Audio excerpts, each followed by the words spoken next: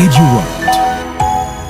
Hi friends, welcome to today's video of Coffee Table Chat with Mr. Aizen K. Cyril on Canada Studies. My name is Needu. ഇന്ന് എന്നോടൊപ്പം coffee table ചാറ്റിലുള്ളത് mister ഏസൻ K സിറിലാണ്. അദ്ദേഹം എഡ്യുവേൾഡ് ഇൻ്റർനാഷണലിൻ്റെ senior educational councillor കൂടിയാണ്. Sir, welcome. How are you, Neetu? Yes, sir, I'm fine. What about you, sir? Good too. So since Neetu ഇത് പറഞ്ഞത് ഇതൊരു coffee table chat എന്ന് പറഞ്ഞ് നീതു തുടങ്ങിയത് കൊണ്ട് തന്നെ നീതുവിനൊരു കോഫി കൊടുത്ത് നമുക്ക് ഈ പ്രോഗ്രാം സ്റ്റാർട്ട് ചെയ്യാം. Oh, thank you so much, sir. Sir, you can also have this, sir. Yeah, thank you, Neetu. Okay. Thank you so much. Okay, പറയൂ നീതു. സർ, എൻ്റെ ഒരു വളരെ വലിയൊരു ആഗ്രഹമാണ് എനിക്ക് കാനഡയിൽ പോയി എൻ്റെ പോസ്റ്റ് ഗ്രാജുവേഷൻ ചെയ്യണം എന്നുള്ളത്. ഓക്കെ, വളരെ നല്ല ആഗ്രഹമാണ് നീതു കാനഡയിൽ പോയി പോസ്റ്റ് ഗ്രാജുവേഷൻ ഒക്കെ ചെയ്ത് തിരിച്ച് ഇന്ത്യയിലേക്ക് വരൂ. എന്താ സർ, എനിക്ക് ഇന്ത്യയിലേക്ക് വരണം എന്നില്ല. ബിക്കോസ് ഇത്ര നാൾ നമ്മൾ ഇന്ത്യയിൽ തന്നെയാണല്ലോ നിന്നിരുന്നത് വെച്ചത്. അപ്പോൾ എന്തുകൊണ്ട് നമുക്കൊന്ന് മാറ്റി ചിന്തിച്ചുകൂടാ? സോ നീതുവിൻ്റെ ആഗ്രഹം കാനഡയിൽ പോയി പഠിക്കുക എന്നുള്ളതല്ല, അവിടെ പോയി സെറ്റിൽ ചെയ്യണം എന്നുള്ളതാണോ? അതെ സർ, എക്സാക്ട്ലി അതെ. നോ വണ്ടർ, നീതുവിനെ പോലെ തന്നെ കാനഡയിലേക്ക് പഠിക്കാൻ പോകുന്ന മിക്കവാറും മെജോറിറ്റി ഓഫ് സ്റ്റുഡൻസിൻ്റെയും ആഗ്രഹം അത് തന്നെയാണ്. കാനഡ ചൂസ് ചെയ്യുന്നതിൻ്റെ ഒരു പ്രധാന കാരണം it is A PR friendly country എന്നുള്ളതാണ്.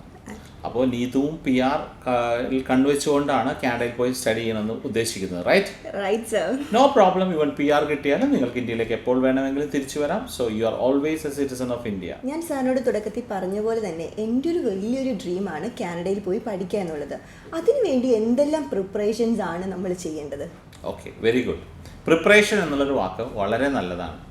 നമ്മൾ ഏതൊരു രാജ്യത്തായാലും കാനഡ ആവട്ടെ മറ്റേതൊരു രാജ്യമാവട്ടെ പ്രിപ്പറേഷനോട് കൂടിയാണ് നമ്മൾ പഠിക്കാൻ പോകുന്നതെങ്കിൽ it is going to be very easy. നമ്മൾക്ക് ഒരു ദിവസം ഉറക്കമുണർന്നിട്ട് എന്നാൽ ശരി നാളെ ഞാൻ കാനഡയിലേക്ക് പോയി പഠിക്കാം, അല്ലെങ്കിൽ ഞാൻ നാളെ കാനഡയിലേക്ക് പോവുകയാണ് പഠിക്കാൻ എന്ന് പറഞ്ഞാൽ ഒരു പക്ഷേ അതൊരു സ്വപ്നം മാത്രമായിരിക്കും. അത് റിയാലിറ്റിയിലേക്ക് വരാനായിട്ട് കുറച്ച് കാര്യങ്ങൾ മുന്നോട്ട് നീക്കേണ്ടതായിട്ടുണ്ട്. ഈ പ്രിപ്പറേഷൻ എന്ന് പറയുമ്പോൾ അതിൽ മെയിനായിട്ട് നിങ്ങളുടെ പ്രീവിയസ് സ്റ്റഡിയിലെ പെർഫോമൻസ് ആണ് പ്രിപ്പറേഷനിൽ മെയിനായിട്ട് വരുന്നത്. അതായത് നിങ്ങൾ എത്രമാത്രം അക്കാഡമിക്കലി നിങ്ങൾ സ്കോർ ചെയ്തു എന്നുള്ളത് വളരെ ഇമ്പോർട്ടൻ്റ് ആണ് നിങ്ങൾ കാനഡയിലേക്ക് പഠിക്കാൻ പോകുന്നത്. അപ്പോൾ പ്രിപ്പറേഷൻ സ്റ്റാർട്ട് ചെയ്യേണ്ടത് നിങ്ങളുടെ പ്രീവിയസ് സ്റ്റഡിയിൽ നിന്ന് തന്നെയാണ്. ഓക്കെ, അങ്ങനെയാണെങ്കിൽ എത്ര പെർസെൻറ്റേജ് മാർക്ക് വേണം ഇപ്പോൾ കാനഡയിൽ ഒരു യൂണിവേഴ്സിറ്റിയിൽ നമുക്ക് അഡ്മിഷൻ കിട്ടാനായിട്ട്? അതായത് ഞാൻ പറയും 100% മാർക്സ് ഉള്ള കുട്ടികളാണ് വളരെ നല്ലതെന്ന്. But it is not a practical thing. ഒരു 60 എബവ്, മിനിമം ഒരു 60% എബവ് മാർക്സ് ഉള്ള കുട്ടികളുടെ ചാൻസസ് ആർ വെരി ഹൈ. ആ ചാൻസസ് എന്ന് ഞാൻ പറയുമ്പോൾ നിങ്ങൾക്ക് ഇഷ്ടമുള്ള ഏത് പ്രൊവിൻസ് വേണമെങ്കിലും ചൂസ് ചെയ്യാം കാനഡയിൽ, നിങ്ങൾക്ക് ഇഷ്ടമുള്ള ഏത് യൂണിവേഴ്സിറ്റി വേണമെങ്കിലും ചൂസ് ചെയ്യാം കാനഡയിൽ, ഏത് കോളേജ് വേണമെങ്കിലും ചൂസ് ചെയ്യാം. അപ്പോൾ നിങ്ങളുടെ ചോയ്സ് നിങ്ങളുടെ പെർസെൻറ്റേജ് ഓഫ് മാർക്സ് അനുസരിച്ചിട്ട് വൈഡ് ആയിക്കൊണ്ടിരിക്കുകയാണ്. ഓക്കെ, അങ്ങനെയാണെങ്കിൽ ഈ 60% താഴെ മാർക്ക് കിട്ടുന്ന കുറച്ച് കുട്ടികളുണ്ടാവുമല്ലോ, അവർക്ക് എന്തെങ്കിലും ഓപ്ഷൻസ് ഉണ്ടോ? അവർക്ക് വേറെ കൺട്രീസിൻ്റെ ഓപ്ഷൻസ് നോക്കാം. നമുക്ക് കാനഡ തന്നെ പോകണമെന്ന് ആഗ്രഹമുള്ള കുട്ടികളുണ്ടാവുമല്ലോ. അപ്പോൾ അങ്ങനെ കാനഡയ്ക്ക് തന്നെ 60% മാർക്സ് ഇല്ല എന്ന് വിചാരിച്ചിട്ട് കാനഡയ്ക്ക് പോകാത്ത കുട്ടികൾ തീരെ ഇല്ല എന്ന് വിചാരിക്കണ്ട. there are some universities or colleges in remote areas, in the sense ചില പ്രൊവിൻസുകളിലൊക്കെ, വളരെ ജനസംഖ്യ കുറഞ്ഞ പ്രൊവിൻസുകളിലൊക്കെ ഇത്തരത്തിലുള്ള യൂണിവേഴ്സിറ്റികളും കോളേജുകളൊക്കെ ഉണ്ട്. അവർ ഈ മാർക്സിൻ്റെ 60% എന്നുള്ള കട്ട് ഓഫ് മാർക്സിനേക്കാളൊക്കെ താഴെയുള്ള ആപ്ലിക്കേഷൻസ് ഒക്കെ അക്സെപ്റ്റ് ചെയ്യാറുണ്ട്. പക്ഷേ ആ സ്റ്റുഡൻസിൻ്റെ മുന്നിലുള്ള ഒരു മെയിൻ ആയിട്ടുള്ളൊരു കാര്യം എന്ന് വെച്ചാൽ അവൻ്റെ മുന്നിലുള്ള choices will be cut of two. അവന് ഒരുപാട് ചോയ്സസ് ഉണ്ടാവില്ല. ആ പ്രത്യേക പ്രൊവിൻസിലുള്ള കോളേജ് ഓഫർ ചെയ്യുന്ന കോഴ്സുകളിൽ നിന്ന് ഏതെങ്കിലും ഒന്ന് ചൂസ് ചെയ്തതായിട്ട് വരും. കോമൺലി എൻ്റെ മനസ്സിലടക്കമുള്ളൊരു ഡൗട്ടാണ്, കാനഡയിലെ സ്റ്റഡീസ് നമ്മൾ തിരഞ്ഞെടുക്കുമ്പോൾ എന്തെങ്കിലും ഇംഗ്ലീഷ് റിക്വയർമെൻറ്റ്സ് ഉണ്ടോ സർ? എന്തെങ്കിലും ഇംഗ്ലീഷ് റിക്വയർമെൻ്റ് അല്ല, വളരെ ഡെഫിനറ്റ് ആയിട്ടുള്ള, വളരെ മസ്റ്റ് ആയിട്ടുള്ള ഒരു ഇംഗ്ലീഷ് റിക്വയർമെൻറ്റ് തന്നെയുണ്ട്. ഇൻഫാക്റ്റ് കാനഡയിൽ പോകാൻ ഉദ്ദേശിക്കുന്ന ഒരാൾക്ക് അയാളുടെ അക്കാഡമിക് റിക്വയർമെൻറ്റ്സ് കഴിഞ്ഞാൽ ഈക്വലി ഇമ്പോർട്ടൻ്റ് ആയിട്ടുള്ളൊരു കാര്യമാണ് IELTS സ്കോർ. കാനഡയിൽ ഒരു PG ഡിപ്ലോമ ചെയ്യാൻ പോകുന്ന ഒരാൾക്ക് വേണ്ട IELTS സ്കോർ മിനിമം 6.5 ബാൻഡാണ്. Overall not less than 6. അതായത് വേറൊരു ബാൻഡിനും 6ൽ കുറയാത്ത സ്കോർ ഉണ്ടായിരിക്കണം. ഇപ്പോൾ നിങ്ങൾ അണ്ടർ ഗ്രാജുവേറ്റ് പ്രോഗ്രാംസാണ് ചെയ്യാൻ പോകുന്നതെങ്കിൽ IELTS സ്കോർ 6 മതിയാവും, നോട്ട് ലെസ് ദാൻ 5.5. അതായത് IELTS ട്രെയിനിങ്ങിൽ അല്ലെങ്കിൽ IELTS എക്സാമിൽ ടെസ്റ്റിൽ നിങ്ങൾക്ക് കിട്ടുന്നത് 4 ടെസ്റ്റാണ്. ഒന്ന് listening, reading, speaking and writing. ഇതിൽ എല്ലാത്തിലും ഇൻഡിവിജ്വൽ സ്കോഴ്സും വേണം, ആസ് വെൽ ആസ് നിങ്ങൾ ഇതൊരു ഓവറോൾ ബാൻഡാക്കി നോക്കുമ്പോൾ അതിൽ 6.5 കുറയാനും പാടില്ല. സോ അതൊരു മസ്റ്റായിട്ടുള്ള ഒരു ആവശ്യം തന്നെയാണ്. ഞാനിങ്ങനെ കേട്ടിട്ടുണ്ട് IELTS കുറച്ച് ഡിഫിക്കൽട്ടാണ് എന്നുള്ളത്. അതിലെന്തെങ്കിലും വാസ്തവമുണ്ടോ? പഠിക്കാതെ IELTS എഴുതാൻ പോകുന്ന ആൾക്കാർക്ക് definitely without preparation if you go for IELTS അത് ഭയങ്കര ഡിഫിക്കൽട്ട് തന്നെയാണ്. പക്ഷേ നമ്മളുടെ ആദ്യത്തെ ഒരു വാക്ക്, അതായത് നമ്മുടെ ഒരു dream of studying or settling in Canada എത്ര സ്ട്രോങ് ആണോ അതിൻ്റെ പിന്നിൽ എന്തെങ്കിലുമൊക്കെ ഒരു പരിശ്രമം ഇടാതെ നമുക്ക് ആ ഒരു സ്വപ്നം പൂർത്തീകരിക്കാൻ കഴിയില്ല. സോ ഡെഫിനറ്റ്ലി നിങ്ങളുടെ IELTS സ്കോറിന് വേണ്ടിയിട്ട്, നല്ല IELTS സ്കോറിന് വേണ്ടിയിട്ട് കുറച്ച് സമയം മാറ്റിവെക്കുക, കോൺസെൻട്രേഷൻ കൊടുക്കുക, അതിനുവേണ്ടി പരിശ്രമിക്കുക, അതിനുവേണ്ടിയുള്ള ട്രെയിനിങ് എടുക്കുക, എന്നിട്ട് IELTS എഴുതിയാൽ it is going to be a cake walk. ഞാനൊരു ഡൗട്ട് കൂടി ചോദിച്ചോടെ. ഇപ്പോൾ PG ഡിപ്ലോമ കാനഡയിൽ ചൂസ് ചെയ്യുന്ന വിദ്യാർത്ഥികൾക്ക് 1 ഇയർ ആണോ അല്ലെങ്കിൽ 2 ഇയർ കോഴ്സസ് എടുക്കുന്നതാണോ നല്ലത്? 1 ഇയർ അല്ലെങ്കിൽ 2 ഇയർ കോഴ്സസ് തിരഞ്ഞെടുക്കുന്നതിൻ്റെ പിന്നിൽ 2 കാര്യങ്ങളുണ്ട്. ഒന്ന്, ദ ടോപ്പിക് ദാറ്റ് അല്ലെങ്കിൽ the program that you are choosing.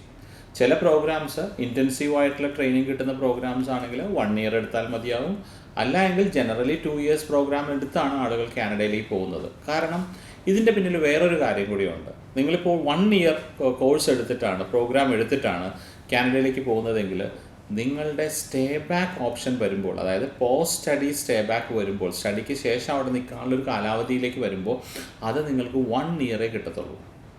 അതേസമയം നിങ്ങൾ 2 ഇയേഴ്സ് പ്രോഗ്രാം എടുത്ത് പോകുന്ന ആൾക്കാർക്ക് 3 ഇയേഴ്സ് സ്റ്റേ ബാക്കും കൂടെ കിട്ടും. Total 5 years of stay in Canada.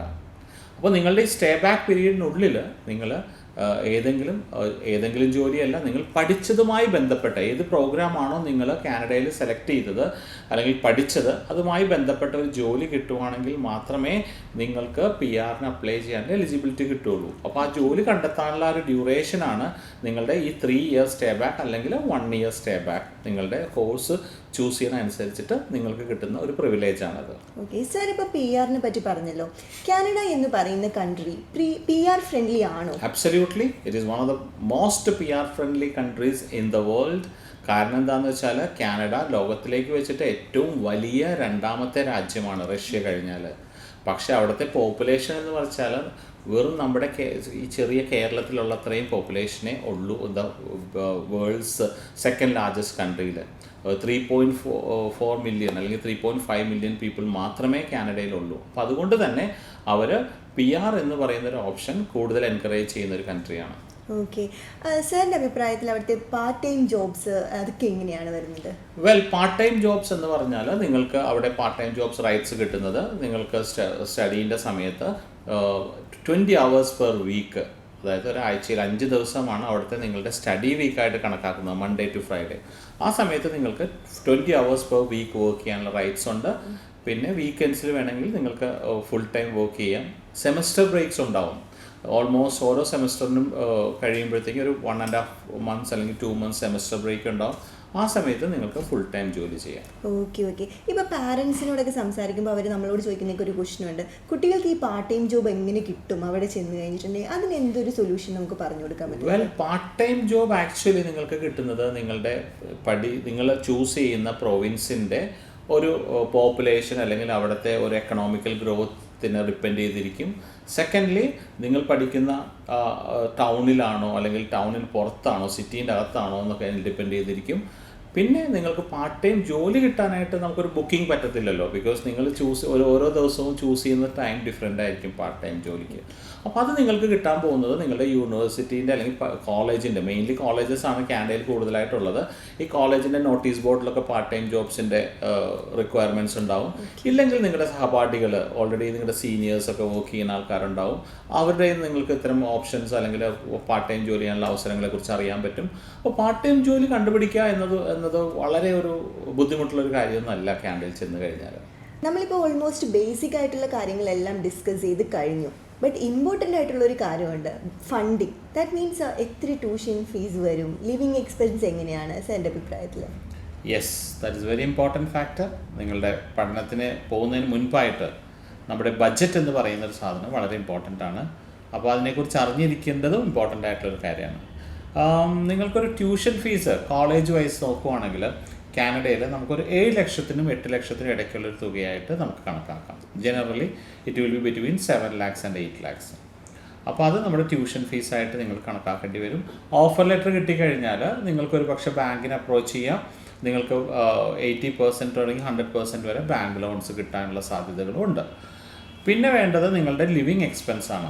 കാനഡയിൽ ആക്ച്വലി നമ്മൾ ലിവിങ് എക്സ്പെൻസിന് വേണ്ടിയിട്ട് ഒരു GIC അക്കൗണ്ട് ഓപ്പൺ ചെയ്തിട്ട് കാനഡയിൽ തന്നെ നിങ്ങളുടെ പേരിൽ ഒരു ബാങ്ക് അക്കൗണ്ട് ഓപ്പൺ ചെയ്യുക. എന്നിട്ട് അതിലേക്ക് നിങ്ങളുടെ ലിവിങ് എക്സ്പെൻസിന് വേണ്ടിയിട്ടുള്ള തുക നിങ്ങൾ ഡെപ്പോസിറ്റ് ചെയ്യണം വിസ പ്രോസസ്സിങ്ങിന് മുൻപായിട്ട്. അങ്ങനെയാണെങ്കിൽ നമ്മൾ എത്ര രൂപ ബാങ്കിൽ ഡെപ്പോസിറ്റ് ചെയ്യേണ്ടി വരും സർ? ലിവിങ് എക്സ്പെൻസ് ആക്ച്വലി കാനഡേൻ്റെ ഇമിഗ്രേഷൻ റൂൾ അനുസരിച്ചിട്ട് നിങ്ങൾ ലിവിങ് എക്സ്പെൻസ് ആയിട്ട് കാണിക്കേണ്ടത് ഏകദേശം 10,000 CAD ആണ്. അതായത് ഏകദേശം ഇന്ത്യൻ റുപ്പീസ് വരുമ്പോഴത്തേക്ക് ഒരു 5.5 lakhs വരും. അപ്പോൾ അത് നമ്മൾ നമ്മുടെ ബാങ്ക് അക്കൗണ്ടിൽ നിക്ഷേപിക്കുക. അതിൻ്റെ details plus your offer letter, പിന്നെ നിങ്ങളുടെ സ്റ്റഡി ഡോക്യുമെൻറ്റ്സ്, ഇതൊക്കെ ആയിട്ടാണ് നമ്മൾ VFSൽ പോയിട്ട് വിസയ്ക്ക് അപ്ലൈ ചെയ്യേണ്ടത്. ഓക്കെ, നമ്മൾ ആ ഡെപ്പോസിറ്റ് ചെയ്യുന്ന എമൗണ്ട് നമുക്ക് വിഡ്രോ ചെയ്യാനായിട്ടുള്ള ഓപ്ഷൻ ഉണ്ടോ? ഇത് കാനഡയിൽ നിങ്ങൾ ചെന്നതിന് ശേഷം നിങ്ങളുടെ ഒരു ലോക്കൽ അക്കൗണ്ടുമായിട്ട് നിങ്ങളുടെ GIC അക്കൗണ്ട് ബന്ധിപ്പിക്കുക. മന്ത്ലി നിങ്ങൾക്ക് അതിൽ നിന്ന് ക്യാഷ് വിത്ഡ്രോ ചെയ്യാൻ പറ്റും. അത് ലിവിങ് എക്സ്പെൻസ് ഓരോ മാസത്തെയാണ്. അപ്പോൾ ഇനീഷ്യലി നിങ്ങൾ ചെല്ലുന്ന ആദ്യത്തെ മാസം നിങ്ങൾക്ക് ഒരു $2,000 വരെ അതിൽ നിന്ന് പിൻവലിക്കാൻ പറ്റും. ബിക്കോസ് നിങ്ങളുടെ സെറ്റിൽമെൻറ്റിന് വേണ്ടിയിട്ടുള്ള കുറച്ച് എക്സ്ട്രാ എക്സ്പെൻസ് ഒക്കെ കൂടിയിട്ടാണ്. അതിന് ശേഷമുള്ള മാസങ്ങളിൽ $650-700 വെച്ചിട്ടായിരിക്കും നിങ്ങൾക്ക് കിട്ടുക. അപ്പോൾ അത് നിങ്ങളുടെ ലോക്കൽ അക്കൗണ്ടിലേക്ക് എല്ലാ മാസവും കൃത്യമായിട്ട് ട്രാൻസ്ഫർ ആക്കപ്പെടും. Okay fine. അങ്ങനെയാണെങ്കിൽ ഒരു സിമ്പിൾ ക്വസ്റ്റ്യൻ ചോദിക്കട്ടെ, എങ്ങനെയാണ് അവിടുത്തെ ക്ലൈമറ്റ് ഒക്കെ വരുന്നത്? ക്ലൈമറ്റ് ഒരു സിമ്പിൾ ക്വസ്റ്റ്യൻ അല്ല കാനഡയെ സംബന്ധിച്ചിടത്തോളം. ക്ലൈമറ്റ് ഒരു വലിയ ക്വസ്റ്റ്യനാണ് മിക്കവർക്കും. ആദ്യമായിട്ട് കാനഡയിൽ ചെല്ലുന്ന ആൾക്കാരുടെ മുൻപിലുള്ള വലിയൊരു ചോദ്യചിഹ്നമായിട്ടാണ് ക്ലൈമറ്റ് മാറാറ്. കാരണം നമ്മൾക്കൊക്കെയും തണുപ്പ് ഇഷ്ടമാണ്, പക്ഷെ അത് കൊടും ശൈത്യമായാൽ ജീവിക്കാൻ വളരെ ബുദ്ധിമുട്ടാണ്. അപ്പോൾ കാനഡയെ കുറിച്ച് പറയുവാണെങ്കിൽ അത് കൊടും ശൈത്യമുള്ള രാജ്യങ്ങളിൽ ഒന്നാണ് കാനഡ. അവിടെ വിൻ്ററിൽ for example December, January, February മാസത്തിലൊക്കെ ടെമ്പറേച്ചർ -30 താഴേക്ക് പോകാനുള്ള